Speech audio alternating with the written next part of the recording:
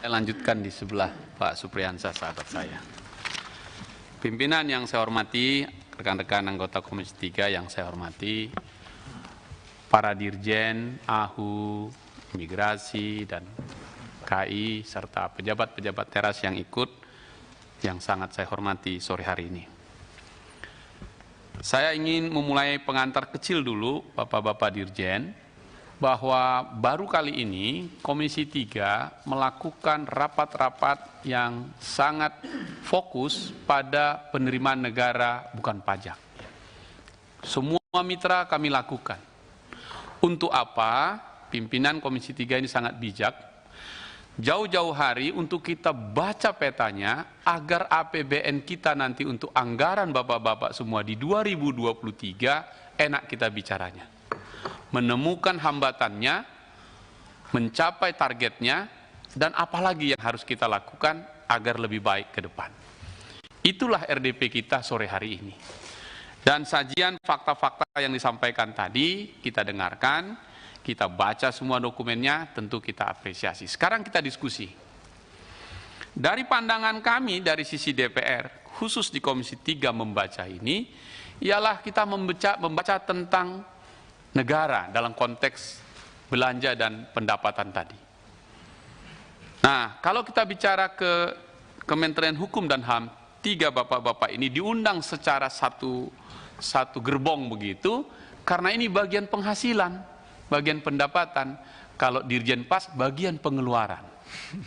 Kan begitu. Mungkin subsidi silang nanti dari bapak-bapak semua. Over capacity di lapas, terpaksa Komisi 3 mengetok sampai 5 triliun untuk kasih makan itu tadi mereka yang warga binaan karena narkoba misalnya. Jadi itu bagian pengeluaran. Kalau di Medan ini joknya nih Pak Saroni, kan biasa kan gali lubang tutup lubang. Kan begitu, pinjam sini pinjam sana, itu bahasa di Medan. Tapi belakangan ini udah kita ganti nih. Gali lubang tutup jurang, nggak jadi, nggak ketutup dia. Kalau gali lubang tutup lubang ya sudah, dari yang ini pindah ke sini. Hari ini tidak, makin dalam terus. Dan gap anggaran kita dari tahun ke tahun memang makin menunjukkan keprihatinan. Karena COVID, bukan karena apa-apa. Nah, oleh karena itu, dengan berbekal pandangan itu, kita ingin mengejar atau mendiskusikan lebih dalam. Ke Dirjen AHU. Saya mengapresiasi target-targetnya itu tadi, masih tetap di angka sekian triliun tadi dan seterusnya. Oke. Poin saya begini, saya membayangkan bahwa pelayanan terbaik ke publik di Republik ini kepada warga negaranya salah satunya adalah Dirjen AHU. Ya kan? Sebab orang yang masih dalam kandungan, lahir sampai nanti meninggal, urusannya hukum administrasi ini. Kecuali kependudukan sudah di sana, tapi ini urusan kita ini Pak. Jadi Dirjen AHU Anda melayani begitu banyak, 60 juta UMKM, itu baru UMKM-nya saja. Jadi Anda adalah mata, telinga, dan hidung, dan panca inderanya negara. Karena itu kita dukung Anda penuh untuk ini.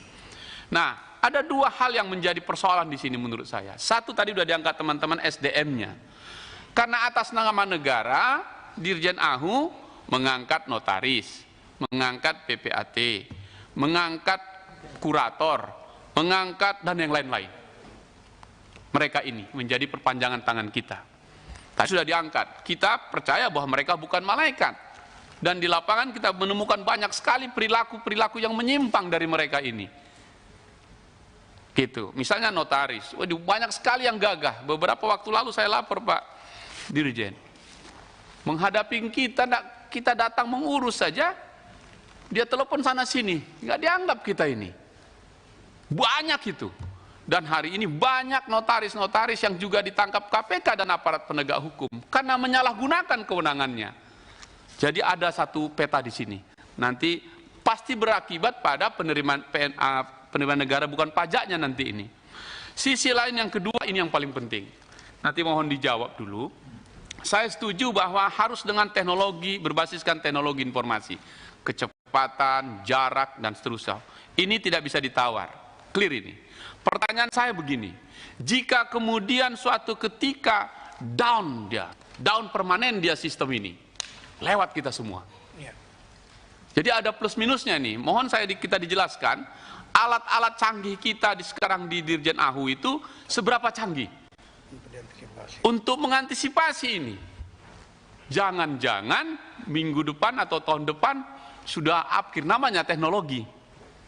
Nah, mohon dijelaskan berapa angka kita, berapa persen belanja kita, modal kita untuk membangun sistem itu. Kita tidak boleh melupakan kasus-kasus yang terjadi kita waktu itu, belajarlah itu, yaitu pada sistem informasi waktu pertama kali kita bangun era beberapa tahun yang lalu. Nah, namanya teknologi, namanya sistem akan selalu ada errornya.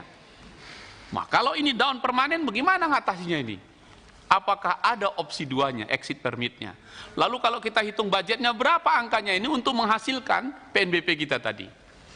Nah, mungkin Pak Dirjen AHU nanti bisa menjawab. Kalaupun tidak, pimpinan sama dengan seperti yang lalu-lalu, karena ini baru pertama kali kita rapat pada angka-angka, nanti tentu kita beri kesempatan sekali lagi dan akan disajikan kepada kita, misalnya 5 tahun terakhir. Dengan cara melihat 5 tahun terakhir, kita tahu berapa yang ditargetkan, dan apakah teknologi Anda sudah tahan 5 tahun, atau 10 tahun, atau 15 tahun. Nah, berapa anggaranmu untuk 2023 agar sistem ini menjadi bagus? Soal sistem ini sama dengan Dirjen KI dan juga Dirjen Imigrasi, sama. Saya kira, misal ya imigrasi, kalau saya lompat sedikit. Kita punya malapetaka besar ketika jebol itu Joko Chandra misalnya. Itu soal teknologi. Lolos di bandara, nggak kerekam, soal teknologi, dan seterusnya. Nah, jadi ini soal teknologi, saya minta ke teman-teman 3 dirjen, ayo kita petakan, teknologi apa yang kau pakai, berapa harganya, lifetime-nya berapa. Sampai semuanya nanti target kita bisa kita penuhi. Saya yakin itu bisa. Tapi secara umum, saya ingin di Dirjen AHU, ini kita dukung penuh. Yang menarik bagi saya adalah, misalnya pertanyaan begini, apa yang Anda minta, peluru apa lagi yang kau minta kepada Komisi 3 agar targetmu ini kau capai melebihi dari yang kita inginkan? Pelayanan terbaik, PNBP-nya terbaik. Salah satunya di halaman 14 Anda menyebutkan upaya peningkatan pelayanan publik itu kerangka regulasi 5 diubah. Ini menarik bagi saya, ini karena ini tugas legislasi kita, yaitu RUU Kepailitan dan Penundaan Kewajiban Pembayaran Utang. Ini menarik ini. Kurator ini, pilot ini kaya raya dari orang yang mati secara perdata, itulah pilot. Bayar di muka pula itu kosnya. Oke, negara dapat mana dulu? Jadi yang dibayar bukan negara duluan, tapi kurator duluan. Apa benar itu? Gitu. Nah, kemudian begitu juga PKPU. Hari ini PKPU dan kepailitan ini dibentur-benturkan ini. Cara jadi tidak seperti dulu maksud saya. Kreativitasnya. Nah, karena itu perlu, saya setuju ada RUU Kepailitan yang baru untuk mengawasi mereka. Karena sudah kelewatan juga ini. Banyak juga kurator yang ditangkapi polisi. Misalnya ketika mengelis daftar-daftar yang mau dilelang itu, dicopot-copot segala macam. Jadi, saya kira SDM-nya menjadi penting. Jadi saya setuju nih RUU Kepailitan. Juga jaminan benda bergerak. Juga gerasi, amnesti, abolisi, rehabilitasi. Saya penting ini. Ini soal kemanusiaan, soal rasa keadilan. Hukum perdata internasional, RPP nomor 2 tahun 2007. Pertanyaan saya Pak Dirjen AHU, kalau kita kasih ini 5-5-nya, berapa target PNBP-mu? Kan begitu kalau minta peluru lagi, kalau sehari ini misalnya dapat sekian, kalau dikasih ini bisa nggak sekian Pak? Itu. Tapi saya setuju ini kita perbaiki. Salah satu pertanyaan lagi ada rancangan undang-undang hukum acara perdata kita sedang kita bahas. Apakah itu berdampak pada tugas Dirjen AHU nanti untuk pelayanannya dan juga PNBP-nya? Itu mengenai Dirjen AHU. Sekarang tentang imigrasi.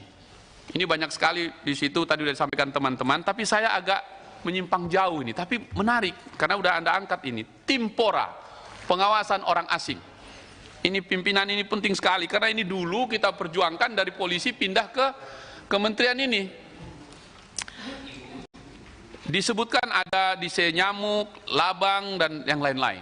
Saya justru Pak Widodo ingin di Provinsi Riau yang paling berbatasan dengan Singapura, ya, itu salah satu Kabupaten Meranti. Itu dekat sekali, 5 menit saja nyampe itu. Disitulah perbatasan yang paling banyak arus manusia masuk. Dan dari situ pula lah paling banyak masuk narkoba. Nah, pengawasan terhadap orang asing ini menjadi penting di situ, termasuk di Tanjung Balai, yang Selat Malaka tadi ini. Pertanyaan saya, apakah Timpora yang mengangkat 154 kegiatan, 131 rapat, 59 operasi, menghasilkan PNBP juga? Ini, dari temuan saya di Kota Medan dan di sekitar perkebunan-perkebunan, ini nanti nyambung ke Dirjen Ahu juga, banyak orang tinggal di situ, orang asing tinggal, berusaha Pak, membuat sendiri perusahaannya itu seolah-olah dia tinggal di situ, menyalahgunakan tinggalnya. Di mana pengawasan orang asingnya? Begitu.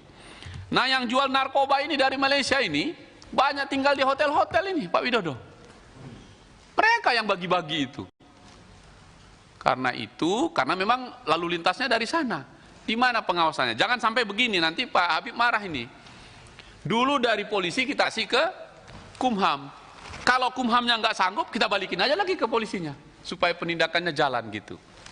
Nah, karena ini soal pora ini kelihatannya memang ditempelkan di Kumham ini nggak pas ini, gitu ya. Tapi kalau dilihatkan Dirjen Migrasinya kan cocok ini. Nah, karena itu Pak Widodo minta perhatiannya, peta lagi ini Pak di perbatasan-perbatasan ini ya.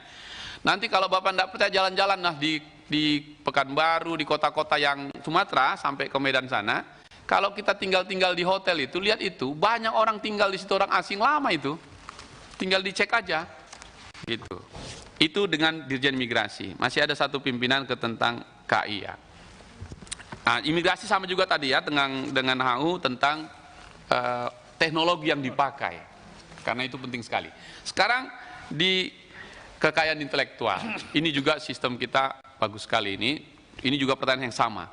Nah, yang jadi concern saya adalah kan sering sekali sengketa ini. Dan Dirjen pasti menugaskan, pasti diminta para pihak yang bersidang meminta ahli, dan ahli itu rata-rata dari kita untuk hadir begitu ya, untuk menjelaskan itu. Masih adakah celah yang bagus menurut kajian Dirjen Haki tentang PNBP yang belum digali? Apakah undang-undangnya, ataukah aturan mainnya, atau yang lain? Karena menurut hitungan kita, perkembangan teknologi medsos misalnya, ini mengakhirkan begitu banyak soal-soal hak kekayaan intelektual itu. Mau Netflix dan yang lain-lain semua. Jadi kita mau peta lagi, sekali lagi. Sehingga kita berharap ketiga Direktorat Jenderal ini melahirkan PNBP yang kita harapkan menjadi ujung tombak negara di sektor pelayanan publik, yaitu mengenai hukum, administrasi umum, imigrasi, juga kekayaan intelektual. Itu saja pimpinan, saya ingin mengajak kita untuk betul-betul mendudukkan tiga jagoan kita ujung tombak ini untuk menjadi tumpuan harapan kita, menyetor ke APBN kita, sehingga APBN kita makin kuat, dan tahun 2023 anggarannya kita ubah. Jangan khawatir, sebutkan saja, mau dengan teknologi ini supaya begini, maka angkanya sekian. Ya logis itu, menggunakan teknologi yang bagus, menghasilkan hasil yang terbaik. Itu saja pimpinan, saya memberi apresiasi yang tinggi kepada tiga dirjen kita yang hadir hari ini. Nggak usah dikawani menterinya, tapi biarkan lepas, supaya kita dialognya juga baik. Terima kasih pimpinan. Terima kasih, saya perpanjang sebelum dijawab 30 menit ya.